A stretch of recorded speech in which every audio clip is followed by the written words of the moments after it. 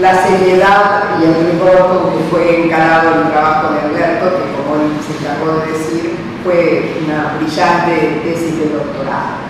Yo cuando lo escuchaba recién evocar a Proust decía, bueno, quizás a Alberto le pasó como a Proust, estaba con la Madeleine y en lugar de salir a la recherche, que Kafka se puso a la recherche de esta obra monumental que es la que escribió. Realmente es el autor de un trabajo erudito. Es el autor de una obra grande, mirarán ustedes el tamaño físico que tiene la letra pequeñita, que no se ha privado de consultar bibliotecas y centros de documentación en diversos lugares de Argentina, América Latina y de Europa, y que además tiene la virtud de que eso que él planteaba recién como el estudio de la práctica de los estados ha sido el gran trabajo de campo para esta tesis, ¿no? Es decir, una tesis está muy bien hecha, pero una de sus cosas más originales es justamente el análisis de casos que Alberto hace, que después tiene una serie de gráficos que están en el libro y que la coloca en ese punto de confluencia de una serie de disciplinas, como él mismo lo planteaba, ¿no? El tema del derecho, de las relaciones internacionales, la ciencia política, la historia. Y básicamente desarrolla una tesis que uno podría decir que probablemente se coloque en el límite de lo que podríamos llamar el posmodernismo en materia de derecho internacional del uso de fuerza. Es real que el uso de fuerza es como alguna de esas situaciones, algunos de esos referentes que son insoslayables en el estudio de la evolución de cualquier tipo de sociedad. Cuando estudiamos en las sociedades de derecho interno, sociedades humanas, y estamos hablando de la organización del Estado-Nación, hay que caer en el tema del uso de fuerza y por qué una sociedad, cuanto más civilizada es, más controla el uso de fuerza. Lo real es que en el mundo internacional en el que nos movemos, y voy a dejar de leer todo lo que tenía para leer de la tesis que ya Alberto se nos contó, en el mundo internacional en el que nos movemos no fue factible poder pensar en una regulación del uso de fuerza si no había una institucionalización que viniera en paralelo. Y era muy difícil pensar que cada uno de los sujetos podía autoinhibirse de recurrir a la fuerza. De resulta que la fuerza, la regulación del uso de fuerza y la institucionalización del mundo internacional vienen más o menos de la mano, aun cuando los logros no sean exactamente simétricos.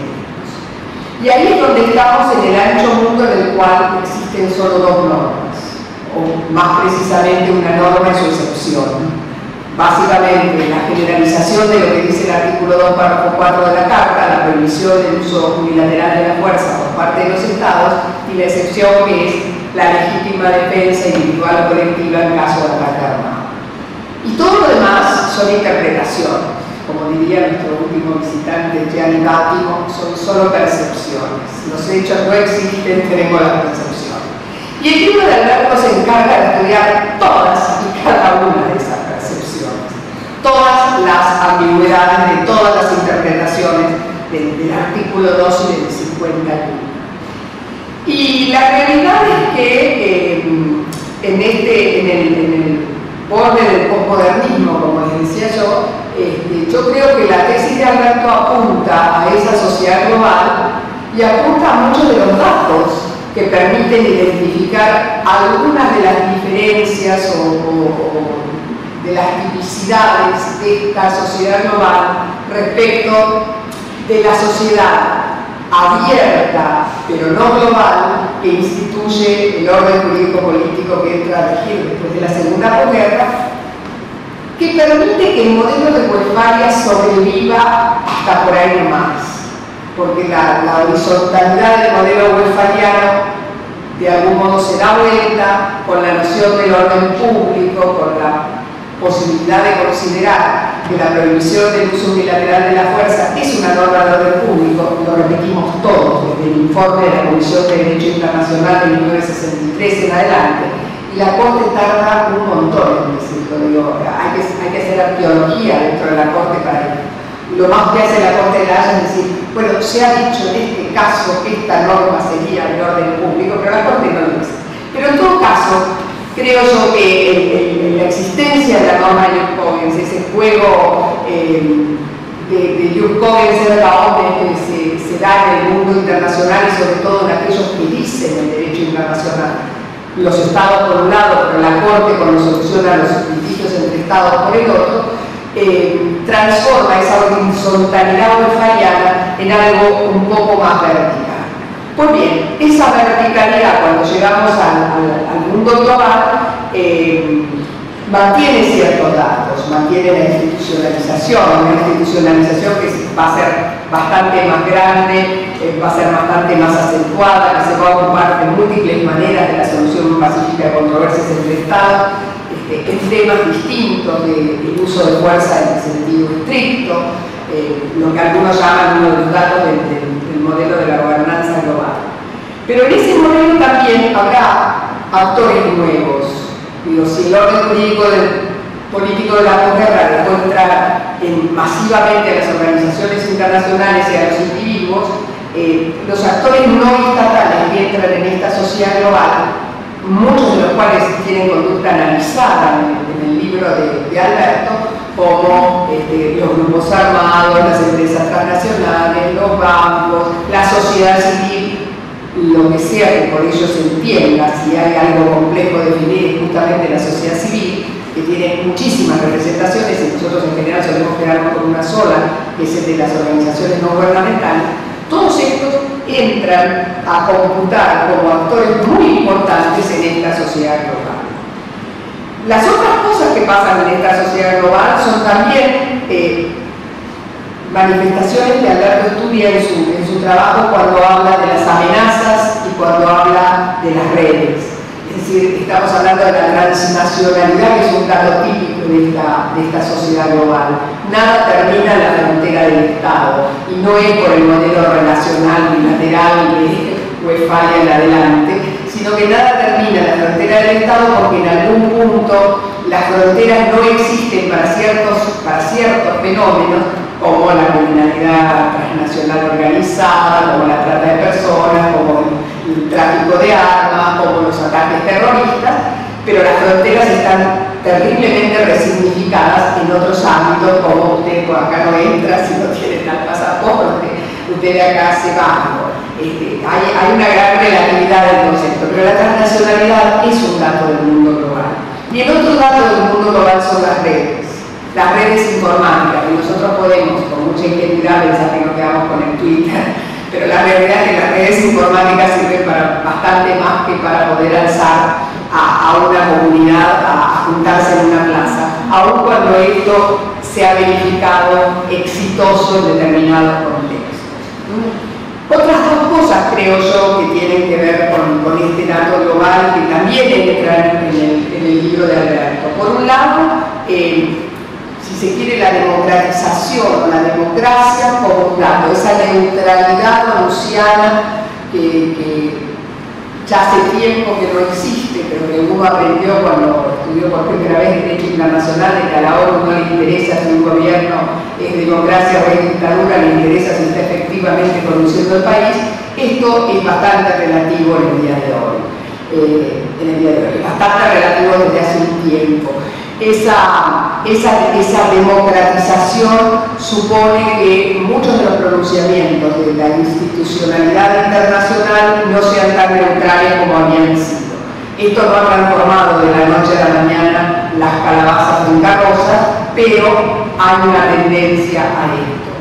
Y mezclado con esto y con el otro criterio que sí o sí tiene esta comunidad global, que es el de los derechos humanos, se dan esos fenómenos como probablemente de la primavera del Magreb. Aquí luchamos por una democratización me puedo estar equivocando, lo mío no es las relaciones internacionales, quizás habría que hablar con Ruth para esto, pero la realidad es que uno piensa que el levantamiento popular no fue básicamente porque qué horror, no estamos en democracia, sino porque nos pasan una serie de calamidades y encima no estamos en democracia. Es decir, creo que allí se juntaron las dos cosas. Un patrón de pobreza interesante en una sociedad que tiene determinado grado de cultura y de educación. Recordemos que los mandatos eran de la clase A. Una sociedad con un grado de cultura y de civilización se da cuenta de su situación de pobreza, que no necesariamente es sinónimo de tener hambre, sino de algunas otras carencias, entre ellas el de un horizonte de desarrollo humano. Y esto lleva a cuestionar, a poner en cuestión el tema democrático. Democratizar el orden jurídico internacional no es una tarea fácil. Es verdad que se hace un poco espasmódicamente, ¿no? Viene el espasmo en una zona y por ahí se democratiza. Uno nunca sabe con qué grado de efectividad algún pedazo del planeta más rápido de lo que uno hubiera pensado. En todo caso, creo yo que además de tener la virtud de poder salpicar todos estos datos de los que probablemente, seguramente debe haber alguno más que uno no se acuerda o que no ha llegado a identificar, pero además de salpicar todos estos datos que son los de la sociedad global, él tiene la visión de poder plantear una agenda de trabajo. Y aquí es donde nuevamente se combinan varias cosas, no solo el derecho internacional, no solo la ciencia política, no solo la historia, sino también el diplomático que quiere una agenda de trabajo para poder implementar. No vayamos a las cosas, está muy buena la teoría, pero nosotros tenemos que poder hacer algo para poder cambiar. Y esto me parece interesante, no solo desde el punto de vista práctico, sino que incluso desde el punto de vista de la investigación teórica siempre hace falta algo que patee el problema para adelante, ¿no? Si los franceses il faut élargir le problème, hay que hacerlo más grande, hay que poder vincularlo con otras cosas. Así que creo que, no sé si la Madeleine fue rica, pero vos saliste a la búsqueda de un trabajo sumamente exhaustivo sobre el empleo de la fuerza, un trabajo que, reitero, estudia todas las percepciones y todas las interpretaciones de esto que es la combinación entre el uso de fuerza y la legítima defensa, no tanto desde el rigor de decir, bueno, ¿cuándo se dijo que un Estado violó esto?, sino desde el sistema institucionalizado onusiano. Hay mucho reproche para el sistema en el trabajo, pero es un reproche con altura, es un reproche prolijo, es un reproche fundado, y esto es bueno. La crítica es uno de los elementos que nos hacen avanzar en la ciencia. Así que, reiterando mi placer por haber estado al lado de Alberto mientras esto escribía, y haber leído un montón de autores en original. Yo siempre decía, siempre tenemos que volver a Grosso y a Spaghi, y lo tenemos que poner en latín. Bueno, Mónica, esto tiene que ser así. Yo decía, bueno, lo podemos empezar un poco más tarde.